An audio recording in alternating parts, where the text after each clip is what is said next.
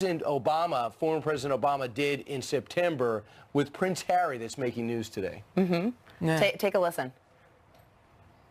All of us in leadership have to find ways in which we can recreate a common space on the internet. One of the dangers of the internet is that people can have entirely different realities. They can be just cocooned in information that reinforces their current biases. It's also, by the way, harder to be as obnoxious and cruel in person as people can be anonymously on the internet. And this was done in September on the Invictus Day. And it just aired now. There's a little drama over whether or not Prince Harry is going to invite President Obama to his wedding. He's newly engaged to Meghan Markle. And all this. But the bigger point here, and that is that this is the first time. I'm a little disappointed about because now he's officially off the market. I thought you were disappointed because you weren't going to get an invitation. Well, I'm probably not. But this brings up this bigger question here of President Obama totally breaking with tradition. We saw him in Paris criticizing President Trump, talking about how there's no leadership anymore and the U.S. is taking a back seat as it relates to climate change. Now, all of a sudden, not going after him by name, but certainly this veiled reference about Twitter. And it is so different, for example, than when President George W. Bush left office. He said, look, former presidents essentially should be seen, not heard. I'm out. I'm done. I'm going to my ranch. President Obama just doesn't want to leave it. But it's also sort of hypocritical to come from President Obama because he's one of the most divisive presidents that we have. He was extremely partisan, and you see things like racial tensions increase exponentially under his watch. And so it's not like he was this great uniter that brought both parties together. I mean, he was a very divisive president. But we do know that President Trump's gone after President Obama quite a lot. And President Obama went after President Bush a lot, but there just was no retort. Dick Cheney went after President Obama a lot. President Bush, 43, would not do it. 42 and 41 got along pretty well, but Bill Clinton was critical. It seemed always President Trump pointed this out on Twitter. I think we've got the tweet for you guys here at home. I can't see that. Well, all right. On January 20th, the day Trump was inaugurated, an estimated 35,000 ISIS fighters held approximately 17,500 square miles of territory in both Iraq and Syria. As of 12/21, the U.S. military estimates the remaining 1,000 or so ISIS fighters occupy roughly 1,900 square miles. That was President Trump tweeting out, talking, and this is one of the things he's been hammering home, promise made about destroying ISIS. We had a lot of sound bites yesterday of going back through that. Promise kept now. Mosul defeated, Raqqa defeated, ISIS on the run. Right, and President Obama's supporters would say, hey, I got that started. I was starting to put the coalition together. But this president changed the rules of engagement. Yeah, really. And we've also seen, I think, that the 98% of lost territory from ISIS, 50% of that's happened over the past 11 months alone. So, I mean, there has been great grounds made under President Trump. And President Trump, as you guys remember, President Trump ran on rolling back President Obama's legacy. That's what he campaigned on. And he sure has followed through with that. You look at the individual mandate, gone. The Obamacare contraceptive mandate, gone. You look at even on policies like immigration, going after sanctuary cities, something so different than President Obama. The Paris climate deal that was a cornerstone of President Obama's legacy. Moving forward on the pipelines, Keystone XL, Dakota access pipelines as well. You look on something like trade, pulling out of TPP, net neutrality regulations, which is supposed to be the end of times. Fortunately, that hasn't happened. We're still here. But here's the problem.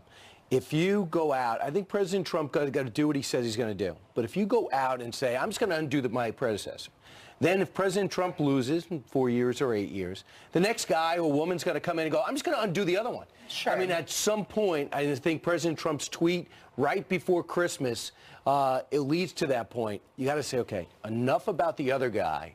Let's start doing something across party lines so they don't unravel you can say that, it. Right. But it was in 2016 that President Obama was still looking backwards and going, well, I couldn't get everything done because of... It may not make it right, but it may make it politics in America. But there are legacy items that will likely live on. You look at the tax reform law. It is very doubtful that the Democratic Party, even if they come in, are going to want to roll back tax breaks and these tax cuts for 80% of middle-class families. So it simply likely is not going to happen. And particularly if he gets something done on infrastructure or some of these other things that he's pointing to, infrastructure is hard those to legacies dismantle, will right? live on. So surely the pulling back the deregulations, another president can come in and load on these regulations put it once this way. again. President Trump would do a lot better in the next few years if he doesn't go out after President Obama as much. Don't put your chin out 365 days a year. I think it'll help his overall approval rating and help other Republicans if that's what he's looking to do. And I think President Obama's got a great way about him. He's got a presence about him. So he's personally very popular. What you do is you go after the policies if you want to maximize political gain, in my humble opinion. But when people were asked about what top concerns for this year, I'm fascinated to see that health care, number one amongst Americans, according to this poll. Second is taxes, which, of course, was just addressed. Right. Now, immigration, 27%, climate change, 18%, education, economy, racism. Trump is a major issue, unemployment, which is record lows, and terrorism, which is being attacked. But health care, that is such a key. Mitch McConnell said, leave it alone, Mr. President. I think we should not touch it. We got burned in 2017. President Trump said a couple of days ago, oh, yeah, I'm going back. Well, he says leave it alone for repealing. He doesn't talk about stabilizing the marketplace because we have Senators Alexander Murray Senators Alexander and Murray, who have come together with a subsidy piece of legislation. Senator Susan Collins was promised a vote on this for her vote on tax reform. So Mitch McConnell is saying, I don't want to move forward with Obamacare repeal, but he's not saying he doesn't want to do anything on Obamacare. But for those Republicans who wanted to see repeal happen, of course, you have every right to be disappointed because you're likely not going to see that. Well, the president would argue that repeal happened when the individual mandate was repealed. But, Brian, that poll brings up a really important point, and that is Americans now view Republicans as owning health care. 48% say that's the most important thing. They now own it, essentially. They tried to do something with it, didn't work. Then now you have President Trump saying, hey, we lived up to our deal. We repealed the individual mandate. You're going to have another whole 9 months now of people seeing what happens to their health care costs. And then it's Republicans who are going to be responsible for that in 2018. I don't look at the mandate as unraveling Obamacare. I don't look at the Republicans owning health care. I think Republicans are responsible for making health care affordable. And if they put something forward, if it's the Murray, I haven't looked at that close because we went over it so quick and we switched gears quickly to taxes, but the Murray-Alexander compromise would pass the Senate if you put it there, and I'm not sure it would pass the House if you put it out there. But that would mute the call and get people working together. There's nothing more personal that lacks politics more than health care, because if you get cancer, we're going to be talking about this later, if you got a cold, if you're going to the doctor, you twist an ankle, there's no politics in the waiting room. They're all personal, and God knows that the New York Times and every other news organization loves doing stories where they highlight those people. They also love highlighting individual immigration cases, and that was another thing that was on this list. 27% saying they thought immigration was the top issue. Now, you've got these liberal governors, both on the East Coast and the West Coast, Jerry Brown, Cuomo here in New York, really defying the president in federal immigration law. New York Governor Andrew Cuomo pardoning 61 people ahead of the new year, including 18 immigrants. And what's different is that we always see pardons right before the Christmas holidays. But in this case, both Brown and Cuomo very specifically saying this is about politics. This is about defying President Trump. I am the protector of President Trump. Shocking or not shocking that both of these guys have ambitions for 2020. And we also saw someone like Rahm Emanuel, mayor of Chicago, who has also defied President Trump with immigration policy, specifically sanctuary cities. So I do think, a lot of this is setting themselves up for future ambitions, wanting to run again. And then they can go to their liberal base and say, I was the guy that stood up to President Trump. I was the person who fought for you, fought for you Hispanic voters. And so that's really what a lot of this is about for some of these folks. You just got to decide what's more important, an American citizen or an illegal. You want them housed here, you want them taken care of here, using all the social money for people that aren't officially here. So that'll be a very blunt Republican and Democrat issue, how they view illegal immigration. But Jillian Mealy, no doubt about it, you just shined from 5 to 6. Can you keep it going? I'm going from to 6 try to my 9? best, only because you're here today, Brian. It feels like it's been forever. You wouldn't have tried for Lisa and Leland? Maybe not so much. I'm a little because you're here. I'm a little hurt, Jillian. Right. You got to make it special when Brian's here. And that's how he rolls. We're trying. Leland and I are trying. His ego doesn't need any more help. All right, we do have some serious news to get to, though, starting with this Fox News alert. At least 40 people are dead and dozens more injured in what's being called a crime against humanity in Afghanistan. Multiple attackers storming a Shiite cultural center and news agency in Kabul. At least one suicide bomber setting off his device in a packed crowd of students. Fox News is told no U.S. coalition troops were hurt. No one has claimed responsibility for the attack, but ISIS has been setting up attacks on Shiites in recent months. The happiest place on earth is back up and running after a massive power outage. Some Disneyland tourists were stranded for more than 20 minutes on rides as workers fixed a transformer issue. The outage affecting more than a dozen rides during one of the park's busiest weeks. A majority of those attractions back up and running within 60 minutes, but some were down for 5 hours. Millions of Americans from New York to Las Vegas will be under the highest level of security as they ring in 2018. The NYPD is beefing up its counterterrorism unit in Times Square as 1 million people pack in to watch the annual ball drop. This comes on the heels of a new threat from ISIS, urging fighters to kill drunk partiers. Nevada lawmakers also approving more than $350,000 for New Year's Eve security in response to the Las Vegas massacre. Law enforcement not the only ones preparing. Crews in New York City just finished installing nearly 3,000 crystals on the Times Square ball. That looks good there, doesn't it, guys? Pro-crystal. You are pro-crystal? Pro-crystal. We can all get on board with that. Thanks, Jillian. Yep. Thanks, Jillian. Meanwhile, 13 minutes after the hour. All right, so is America headed for a showdown with China? What our spy satellites just caught them doing? And the other foreign policy hotspots to watch for in the new year next. Plus, just when you thought you've heard it all from the PC police, turns out farmers markets are racist. Everything is. Yeah, I wonder how that...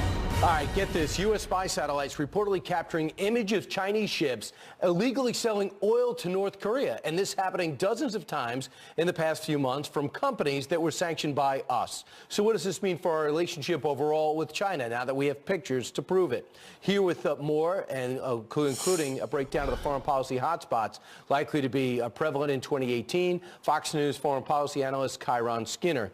Kyron, first off, when it comes to China, this is damning, right? Absolutely. What's so damning about this is the fact that the UN Security Council resolution on North Korea in September prohibits ship-to-ship transfers of oil products to North Korea. And if China is either looking the other way or outright approving this kind of activity, it puts the Chinese government in violation of that Security Council resolution and, in fact, makes it a supporter of illegal smuggling, but furthermore, it makes it a supporter of North Korea's nuclear blackmail program. Right, and the fact that we know about it, that we want the rest of the world to see what we see, which is an interesting ploy too. North Korea, of course, this is what it's all about with North Korea. If we could start cracking down and letting those sanctions sink in, they were the #1 issue for President Trump in 2017. Will it be in 2018?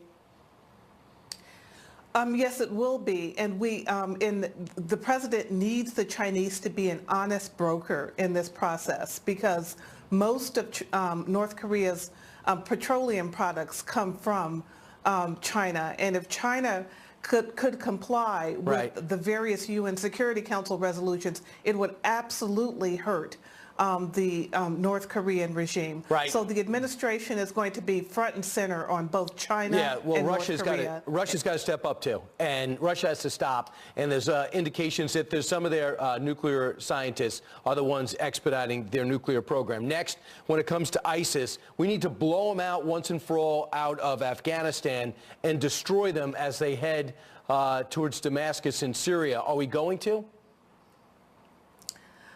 Yes, absolutely. The military defeat of ISIS is a #1 issue in the new year as well.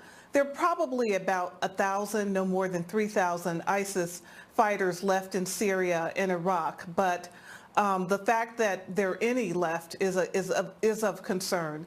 The territorial defeat of ISIS is not enough because ISIS has spread to other countries and is doing enormous damage and has the potential to do more. For example, it's in Sinai, the Philippines, Libya, Yemen, parts of the African continent, Afghanistan. These are the hot spots of the world. ISIS is not the only extremist group there, but it's inspiring those that exist, right, and others as well. But the perception was a year and a half ago that they were winning. Not many people think they're winning right now. There were thousands in Afghanistan. Now there are hundreds. And the same thing with in Syria. So at least it's trending in the right direction. And finally, a key move. We decided to send lethal weapons to the Ukraine as they fight on in Russia. Now they will begin to pay more of a price, don't you think, the Russians? Absolutely. The Russians are going to face a level of lethality that they haven't seen in the crisis in Ukraine with the U.S. deliveries of anti-tank weapons and the U.S. commitment to shore up the Ukrainians as they attempt to stay a sovereign nation, in fact. Right. It's going to be interesting as Vladimir Putin pretends to have an election. Kyron Skinner, thanks so much. Thank you. All right, straight ahead. This mom arrested for carrying her gun even though she has a permit. Now she's taking her fight to Washington to make sure this doesn't happen to you. She'll join us live next. Plus, more bad news for the NFL. Mark Cuban knows a thing or two about a bad deal. He says he wouldn't invest in the league. It's going in the wrong direction. Do you believe him? Welcome back, everyone. Some quick terror headlines, starting with a Fox News alert. An ISIS fighter, he's got an American accent, thought to be American, is calling on Muslims, there he is, to living in the U.S. to carry out terror attacks. The chilling propaganda video shows an unmasked man holding a pistol, telling supporters to take advantage of U.S. gun laws. He also has crutches, so it looks like we heard him. It was not clear where or when it was recorded. And a supermarket bombing now listed as an act of terrorism by Russian President Vladimir Putin. He got a homemade device who was packed with shrapnel tearing through the store in the city of St. Petersburg. 13 people were indeed hurt. No terrorist organization has claimed responsibility. Remember, Putin called President Trump earlier this month, thanking him for a tip that helped stop another Russian bombing, which would have been an act of terror. Let's go over the rail and downstairs to Leland and Lisa. And here we are, a Pennsylvania mother taking her battle for gun rights all the way to Washington. Yes, we've got Shaneen Allen, who was arrested after she crossed state lines into New Jersey. She's from Pennsylvania. She had her gun with her, and she was unaware that her concealed carry permit wouldn't transfer between states. She spent 48 days in jail, and after appearing on Fox and Friends about 3 years ago, she eventually got pardoned by New Jersey Governor Chris Christie a year later. Allen is now calling on Senate Republicans to pass the Concealed Carry Reciprocity Act that was just passed by the House. Joining us now, Shaneen Allen. Shaneen, nice to be with you. Good morning. A lot of support in the House of Representatives for this. It's a much heavier lift in the Senate, especially considering you got to get to 60. What are you hearing from Republican senators about the chance of this actually getting through the Senate? Well, I'm not hearing much nowadays being a mom, but I know right now that we basically have to get this bill to the Senate, and right now they just basically need to put their money where their mouth is and just get on top of this bill. These officials, they came into office, they sworn on, made an oath on the Bible that they would uphold certain laws and do different things for the people, and they're not doing it. So they need to either get on board or get out of office. Shaneen, you spent 48 days in jail. You said that you're a mother. Clearly that had an impact on your family. Can you tell us a little bit about, what happened and the impact and the toll that's had on you and your family? Well, it's had a big impact. My kids, I drove into New Jersey to throw my 3-year-old a birthday party, and I had my firearm on me, and I explained to the police and let them know that I'm licensed to carry and I have a firearm on me, and they immediately arrested me for 48 days. My kids have been going through a lot because every time I walk out the door, they don't know if I'm going to be taken away from them when I'm carrying to protect myself and protect them. And ultimately, the reason why I bought a firearm, a lot of people may not know this, but I got robbed twice in the same month in Philadelphia in front of City Hall. where there are a lot of police officers, and I still got robbed, and I bought a firearm to protect myself and my children. So to get arrested a week later without even using the firearm. And that was a week later after you were robbed. A week later. After I was robbed, I purchased this firearm and got arrested for 48 days. Shaheen, this is something that we've heard from the president about. He's a big advocate of the Second Amendment. This is something the NRA is certainly in favor of. They said it's a real priority, and pretty amazing that this is the first piece of sort of meaningful gun legislation after the massacre in Las Vegas is something that actually increases people's Second Amendment rights. You support President Trump not only on this but other things. Give us a sense of what you think of his leadership on this. I do support Donald Trump. A lot of people may not know this as well, but I was there making phone calls in the beginning when he was running and trying to do everything that I can to get more people to vote for him. I can't comment on everything that he's doing right now because I try to stay away from TV as much as possible, but I thank him for what he's done. He's bringing change. That's what I wanted. By me being 31 years old and being able to vote for a second time in my lifetime, I can see the change, and I'm looking for the future. And by him being on this bill, hopefully, I hope he will sign this bill. I know he will because he's pro-gun. And I got a chance to go see him at one of his rallies, so very excited to see what's going to happen. We're glad you're safe, and we appreciate you sharing your story with us. So thanks for being here this morning. All right. Thank you. I appreciate it. Thanks, Have a good day, Shaheen. Shaheen. Shaheen, yeah. We'll see if she's in the Rose Garden, if this makes it through the Senate to be there for the bill signing. Yeah, we'll see. All right, well, coming up, illegal immigrants catching a brand new break in California. The new move as the state moves towards sanctuary status. And we showed you this yesterday a couple of times. Vanity Fair suggestions for Hillary Clinton's New Year's resolutions. This is a good one. Take up a new hobby in the new year. Volunteer work, knitting, improv comedy, literally anything that'll keep you from running again. But not everyone thought this was funny. The fallout and what Vanity Fair is doing about it next. It's time to start working on your sequel to your book, What Happened? What the hell happened? Get someone on your tech staff to disable autofill on your iPhone so that typing an F doesn't become Form Exploratory Committee for 2020. Take up a new hobby in the new year. Volunteer work, knitting, improv comedy, literally anything that'll keep you from running again. To finally put away your James Comey voodoo doll. Now, we all know you think that James Comey cost you the election, and he might have, but so did a handful of other things. It's a year later, and time to move on. So cheers to you, Hillary Clinton. Cheers to you, Hillary. So this is pretty funny, and we were watching this yesterday and showed this video yesterday. Vanity Fair staffers taking some shots across the bow at Hillary Clinton.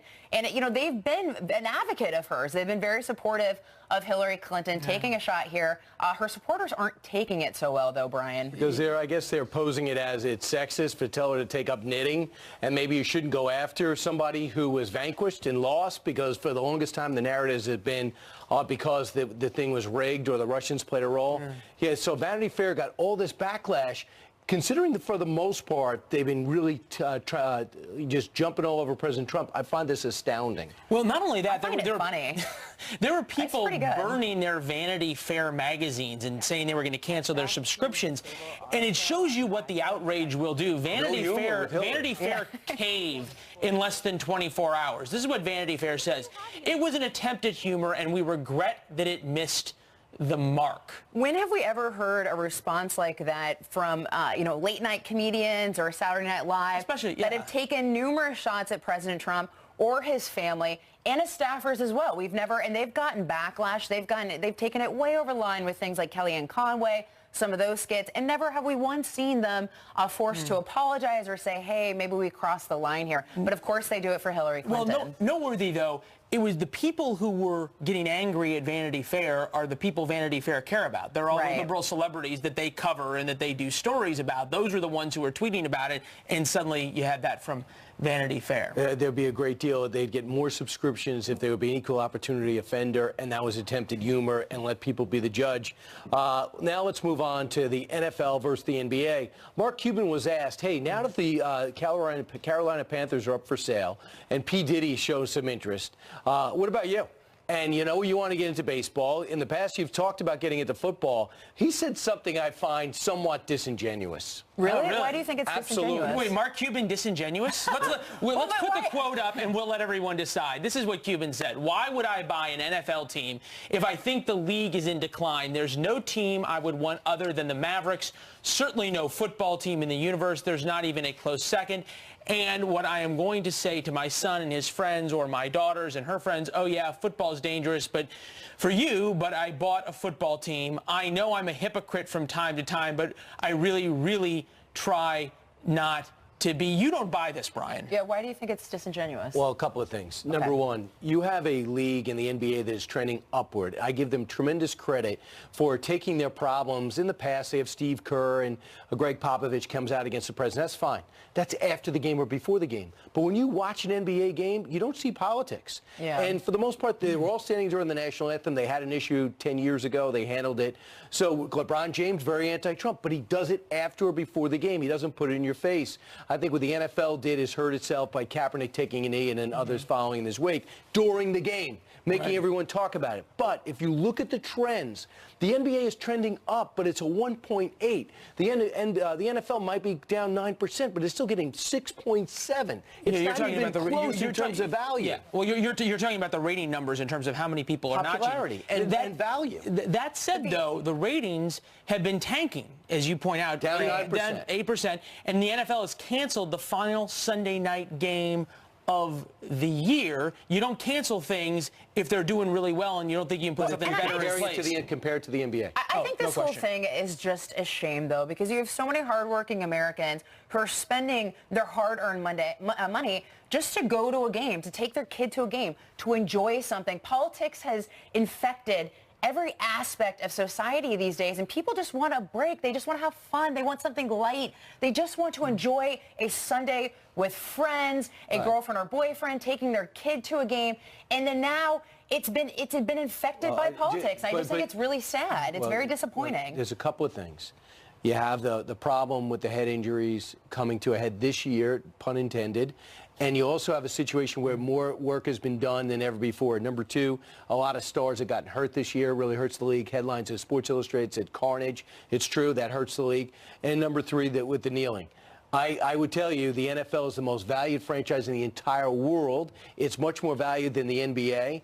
And Mark Cuban would jump at a chance to get in if that opening. The owners would not give him the franchise because he's too flamboyant, too out there. They've got a lot of owners who make a lot of news. Speaking of news, Jillian's here with some headlines for the morning. And also, just real quick, I don't think Sunday Night Football would be canceled if it weren't New Year's Eve, because historically ratings aren't well on New Year's Eve anyway. So fair point. Just to throw that in there. See, we've got some sports people. I rest my case. They're going with deal or no deal instead of the NFL. Yeah, right. That's true. Well, we'll see how that rates. Anyway, guys, we do have some news, and we do have some brand new 911 calls just released showing the chaos following the deadly Amtrak derailment. Survivors begging for help in Washington State. 911, what are you reporting? We've been on an Amtrak train accident. We're south of Tacoma, north of Olympia. Tons of people are hurt. It's an overpass, and the train is hanging off the overpass. It's landed on vehicles. There's bodies laying everywhere.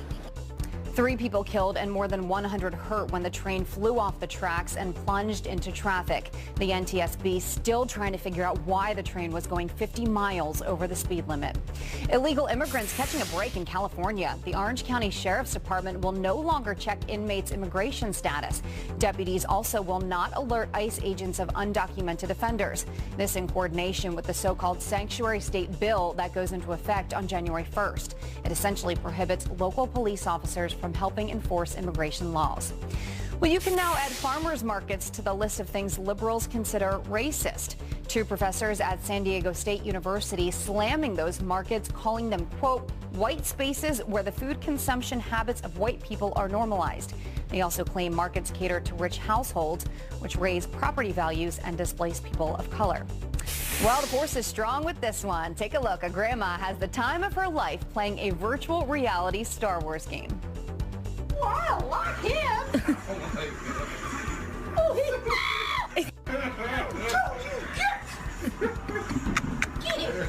You go. Granny wearing goggles and holding a lightsaber, fighting the character Darth Maul in her grandkids' video game. No word, though, on if she was able to beat the famous villain. But regardless, she is having the time of her life. Yes. Looks like it, yeah. Yes. I never watched the Star Wars, so I don't even know what I got nothing. I don't either. I haven't either. So we're all failing on this. We're going to get a bunch of text and yet we all had to say we have nothing. All right. President Trump, well, he got his historic tax reform passed, but that's not exactly how Democrats see it. You've got to pay extra attention to what he does because he's a bait and switch con man. Wow. So will these brutal remarks backfire on the left? Debate next. And the Congresswoman accused of stealing a first-class seat on a plane has a long history of behaving badly. She was once called the meanest member of Congress. Her bad reputation revealed coming straight ahead. 44 minutes after the hour. Hope you're having a great morning. Quick headlines now. A cancer risk that could be lurking in your child's makeup. Claire's is pulling 17 makeup products off store shelves nationwide after they tested positive for asbestos. A Rhode Island mom discovered the chemical after sending her 6-year-old daughter's makeup kit to a lab for testing. And your video game habit might be a major health issue. The World Health Organization is poised to add gaming disorder to their list of classified diseases next year. It could be diagnosed if gaming impairs with functions like things of personal relationships, education, and even your job. President Trump's tax cuts already paying off. Experts predicting an economic boom and a surge of new jobs. But that's not stopping Democrats from attacks like this. I've said all along that